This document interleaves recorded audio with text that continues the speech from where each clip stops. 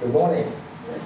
Again, this Sunday's scripture is in Mark 1, verses 1 to 8.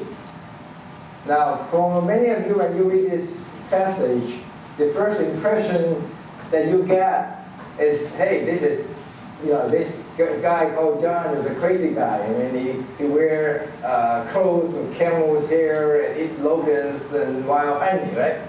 But for me, I think he is one of the most successful preachers in history. Now look at verse 5. Verse 5 says, the whole Judean countryside and all the people of Jerusalem went out to him, confessing their sins. They were baptized by him in the river Jordan. Isn't it great? You know, he didn't even have any PowerPoints or any big choir or any other, corporation and ministry, but then he was able to get all the people to come to be baptized, and he is truly a successful minister. The question is, how can he be so successful? What is the formula of success? And that is what we're trying to get from the scripture today, the formula of success. Now, many of you who have studied psychology or in counseling will know Anders Ericsson. And he did a study with two of his colleagues in Berlin in an academy of music.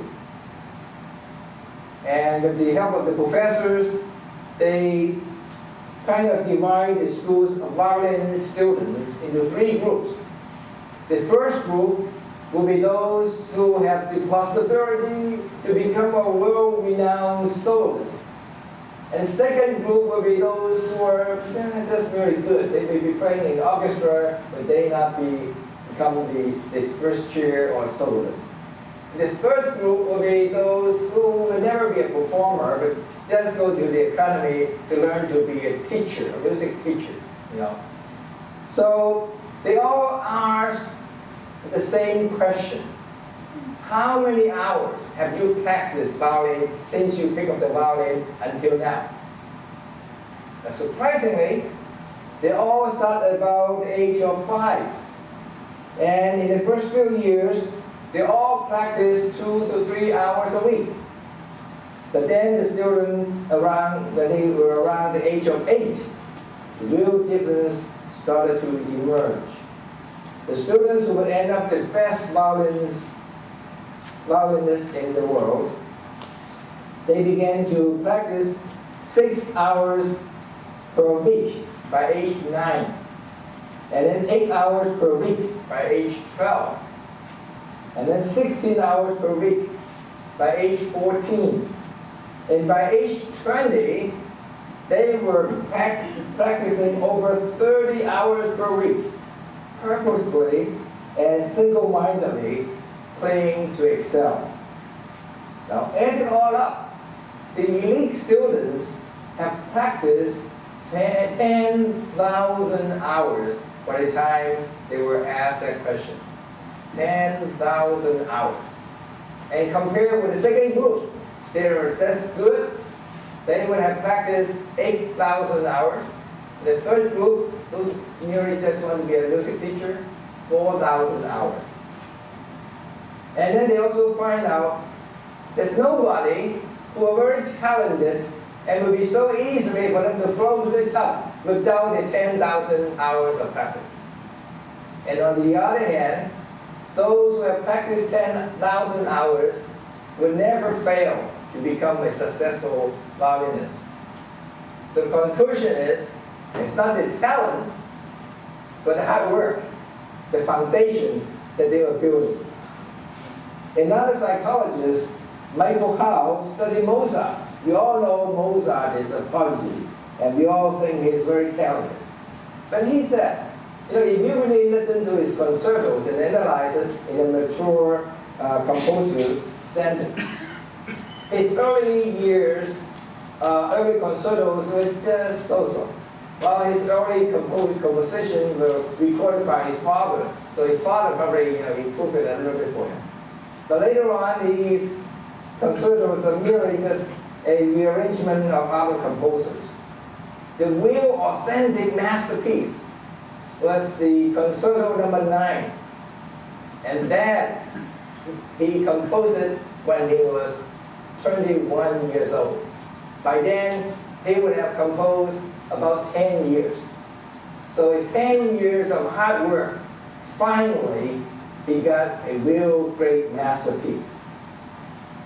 And then in February of 1964, 4 young musicians from England came to America and started what they call the British invasion of the American pop music. Now, you know, those 4 are they called the Beatles. These Beatles drove all the American young people crazy, huh? And that's including you and me. Why would they become so great? Why would, what separates Beatles from the other pop groups? They started playing together in 1957. It was a high school rock band. Yeah, nobody even paid attention, but they're not bad. But they have an opportunity to be hired to go to play in Hamburg, Germany in 1960. Now, they were not hired in a nightclub. In a music club, usually you pay an hour. You hire and different bands play and then you pay an hour. But they were hired to play in a street club. And they were hired to play continuously. It's just like a background music. So it was 8 hours per night they were playing. So by the time they came to America, they had performed 1,200 hours or 1,200 shows in Germany. And he said, in average rock band in America, they didn't even have a chance to play 1,200 hours in the whole career, music career. So they have played and performed a lot more than the other bands.